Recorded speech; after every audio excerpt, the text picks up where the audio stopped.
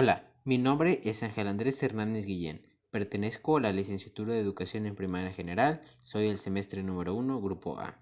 Vendré a explicar los elementos de la lengua.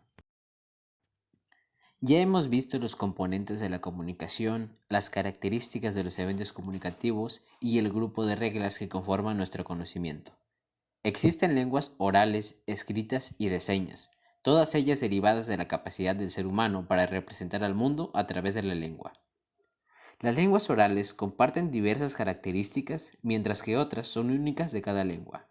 Además, muchas reglas de la comunicación afectan de manera directa al código, pero estas no deben de confundirse con las reglas lingüísticas.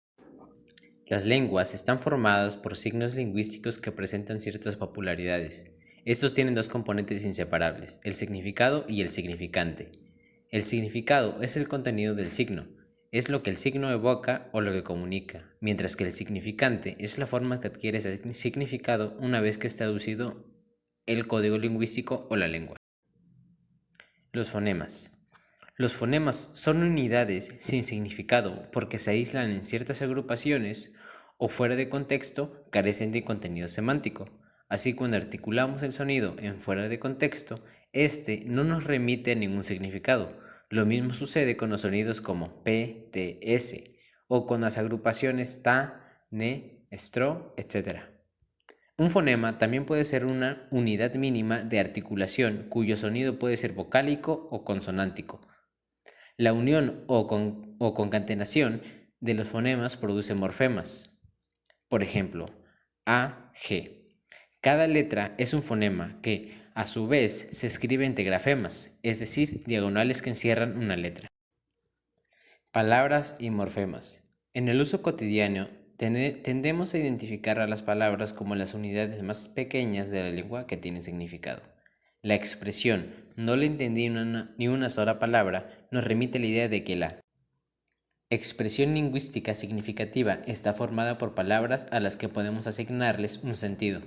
Sin embargo, en la lengua no solo entendemos palabras, también hay partículas más pequeñas que codifican significados y que conocemos como morfemas.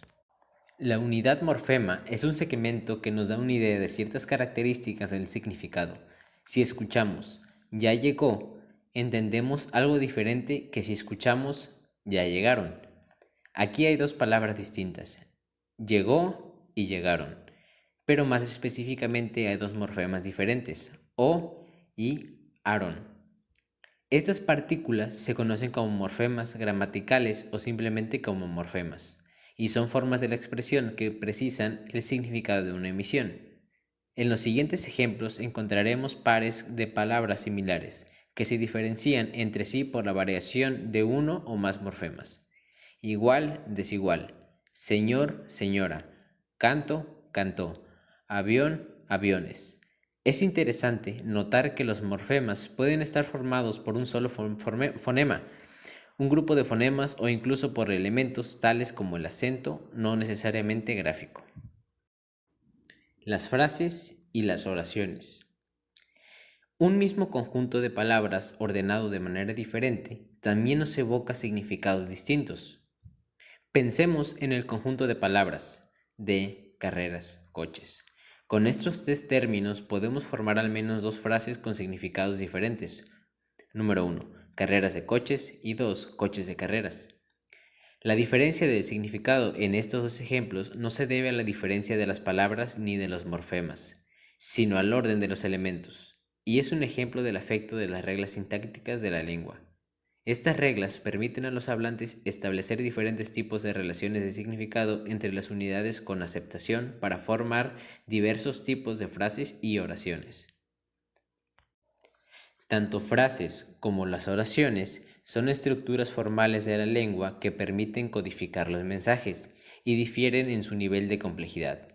Las frases son estructuras más básicas de las oraciones. Estas pueden ser, a su vez, simples y compuestas. Las primeras contienen únicamente un verbo conjugado, mientras que las compuestas incluyen más de uno. Es más que claro que las oraciones simples permiten la codificación de ideas sencillas o aisladas, mientras que las oraciones compuestas codifican ideas conectadas entre sí. Los textos. Podemos concluir que los nombres de las cosas, situaciones o fenómenos que se expresan regularmente por medio de palabras constituidas por uno o más morfemas, mientras que las ideas que combinan dos o más objetos, situaciones, atributos, lugares, etc., se codifican por medio de frases y oraciones. Cuando estas unidades aparecen solas o combinadas dentro de una situación comunicativa y tienen un sentido específico, entonces se convierten en textos. El texto, en conclusión, es una unidad de la lengua que se convierte en textos. El texto es una unidad de la lengua en uso. Su característica esencial es su significado global y su extensión, que es muy variable. Un ejemplo muy claro sería: el término sí es una afirmación en cuanto a su contenido y en cuanto a su estructura es una palabra con un solo morfema. Si ubicamos esta palabra en un contexto, se convierte en un enunciado que no solo afirma, sino que dice algo en especial, como se puede observar en el siguiente ejemplo del diálogo entre maestro y un alumno. Maestro, ¿trajiste el mapa de África? Alumno, sí. En esta interacción, sí significa la afirmación de la pregunta realizada por el maestro. En realidad, el texto completo está formado por la pregunta y la respuesta, aun cuando el cuestionamiento hecho por el maestro sea también un texto en sí mismo. En suma, los elementos formales de la lengua son los fonemas, que carecen de significado pero lo distinguen, y las unidades con significado, como morfemas, palabras, frases, oraciones y textos. Estos últimos son además unidades de la lengua en uso o en acción.